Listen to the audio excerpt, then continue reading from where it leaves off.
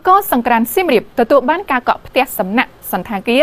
95% ហើយតែប្រធានមន្ត្រីបញ្ជាក់ថាភ្ញៀវដែលមិនទាន់កក់នៅតែមានកន្លែងស្នាក់នៅ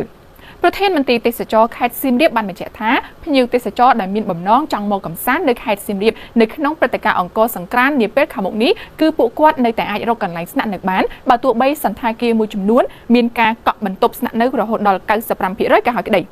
ផ្ទះសំណាក់សន្តាគារបន្ទប់ស្នាក់នៅនៅក្នុងខេត្តសៀមរាបត្រូវបានភ្ញៀវទេសចរកក់អស់ 95% ហើយខណៈដែលនៅសល់10ថ្ងៃទៀតតែប៉ុណ្ណោះព្រឹត្តិការណ៍អង្គសង្ក្រានអបអរពិធីចូលឆ្នាំថ្មីប្រពៃណីជាតិខ្មែរនឹងចូលមកដល់មន្ត្រីទេសចរខេត្តសៀមរាបបានឲ្យដឹងថាសន្តាគារនៅតាមបណ្ដោយផ្លូវចាប់ពីស្តុបពេទ្យគន្ធបុប្ផាទៅដល់ស្ពានអតីតអាងក្រពើមានការកក់បន្ទប់ស្នាក់នៅប្រមាណ 95% ហើយសន្តាគារនៅតាមបណ្ដោយផ្លូវជាតិលេខ 6ចាប់ពីស្តុបចុងកៅស៊ូរហូតដល់រង្វង់មូលជ័យវរ្ម័នទី 7មានការកក់បន្ទប់ស្នាក់នៅប្រមាណ 85% ចំពោះសន្តាគារដែលនៅឆ្ងាយៗពីតំបន់ទាំងនេះមានការកក់ប្រមាណជា 60 ទៅ 65% សម្រាប់ផ្ទះសំណាក់វិញផ្ទះសំណាក់ដែលស្ថិតនៅតាមបណ្ដោយផ្លូវជាតិលេខ 6នៅតំបន់ Pop Street និងគៀកតំបន់នេះគឺមានការកក់បន្ទប់ស្នាក់នៅប្រមាណជា